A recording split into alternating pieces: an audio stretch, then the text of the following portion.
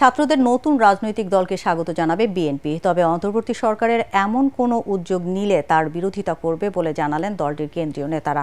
গণতান্ত্রিক দল হিসেবে বিএনপি সব ধরনের রাজনৈতিক চর্চার পক্ষে জানিয়ে তারা বলেন, ক্ষমতায় থেকে দল গঠন করলে ছাত্ররা তাদের নিরপেক্ষতা হারাবে। রিপোর্ট করছেন SM আশরাফ।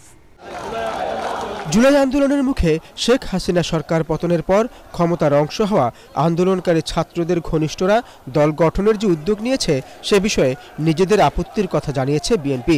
সরকার ও রাজনৈতিক দলগুলোর মধ্যে পাল্টাপাল্টি বক্তব্যের জেরে রাজনৈতিক অঙ্গনও এখন উত্তপ্ত। এ ব্যাপারে নিজেদের অবস্থান তুলে ধরেন কেন্দ্রীয় নেতারা। দল গঠন করার ক্ষেত্রে কিন্তু আমাদের বিএনপির তরফ থেকে আমি মনে করি না যে কোনো আপত্তিও আছে, কোনো বাধাও তো থাকার প্রশ্নে ওঠে না। আর সেই ক্ষেত্রে এই স্বাধীনতা তো সবারই আছে।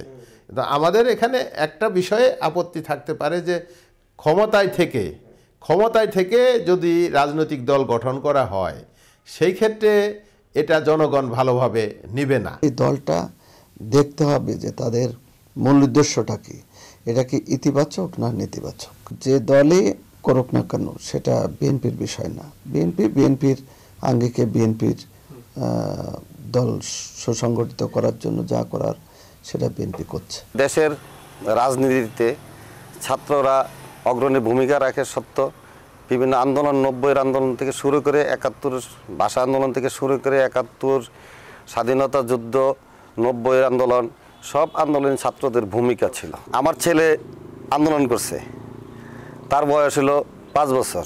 সে একটা পতাকা হাতে নিয়ে, একটা লাঠি হাতে নিয়ে রাজপথে নেমেছে ফেসিবাদের বিরুদ্ধে, খুনিদের বিরুদ্ধে।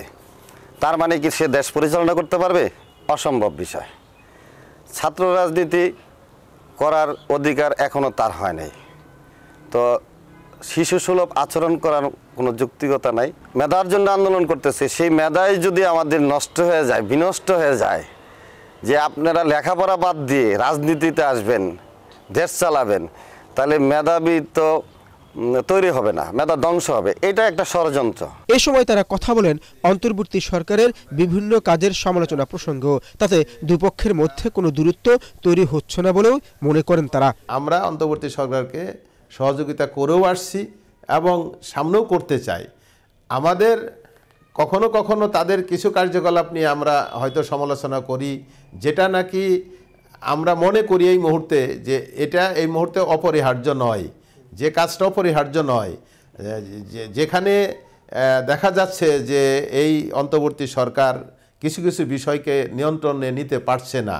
যেমন দ্রব্যমূল্য বৃদ্ধির কথাই বলেন, এই দ্রব্যমূল্য বৃদ্ধি কিন্তু এই অন্তর্বর্তী সরকার কিন্তু নিয়ন্ত্রণে নিতে পারছে না, বা বিগত সরকার যেসব অপকর্মগুলো করে গেছে, দুর্নীতিগুলো করে গেছে, সেই অপকর্ম দুর্নীতির বিচার করা এবং তাদেরকে বিচারের আওতায় নিয়ে আসা, ওই দিকটা মনে হচ্ছে কোনো কোনো ক্ষেত্রে বিলম্বিত হয়ে যাচ্ছে। আপনি যদি ভুল ত্রুটি করেন সেটা তো আমার বলার অধিকার আছে, এটাই স্বাধীনতা। যে আমি বলতে পারতেছি এটা স্বাধীনতা। আপনি সরকারে যেই থাকুক, অন্তর্বর্তীকালীন সরকার ভুল করবে, সেটার আমরা বলতে পারি যে তারা ভুল করতেছে, এটা করা ঠিক হবে না, এটা করা ঠিক হবে। তবে আমার মতে আমরা যারা সমালোচনা না আলোচনা করতেছি, সহযোগিতা করতেছি, আমি সর্বাত্মক সহযোগিতা করতে চাই। আমার মনে হয় না এখানে দূরত্ব তৈরি হওয়ার কোনো সুযোগ আছে। কারণ হলো মাঠে কাজ করতে গেলে অনেক সময় অনেক ভুল ভ্রান্তি হয়, তার সমালোচনাও আসবে, কথাবার্তাও আসবে, এবং সেই কথাবার্তাগুলো খুব গণতান্ত্রিক কথাবার্তা যেটা, এবং দেশ মাতৃক কথাবার্তা, দেশের প্রতি সবাই লক্ষ্য রেখে যে কথাগুলো দরকার সেই কথাগুলোই কিন্তু সমালোচনা আসছে বর্তমান প্রেক্ষাপটে। এর বাইরে কিন্তু কিছু হচ্ছে না। তো আমি মনে করি যে সমালোচনা যেটা হচ্ছে এটা খুবই বাস্তবিক। তবে রাষ্ট্র গঠনে সব রাজনৈতিক দলের মধ্যে ঐক্যের কোনো বিকল্প নেই বলেই মত কেন্দ্রীয় নেতাদের। বিভিন্ন কথাবার্তার ভিতর দিয়ে আপনারা যদি মনে করেন যে ঐক্য বিনষ্ট হচ্ছে, এরকম না। আমার মনে হয় যে রাজনৈতিক বা যুদ্ধটা সবসময় এই ময়দানে থাকে, সেই পাক যুদ্ধেরই একটা অংশ।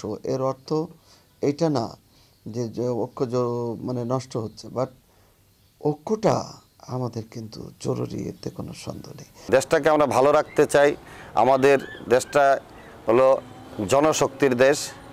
আমাদের দেশে অনেক সম্পদ রয়েছে, সেই সম্পদকে যদি আমরা নিজেরা কাজে লাগাইতে চাই তাহলে অবশ্যই ঐক্যের প্রয়োজন আছে।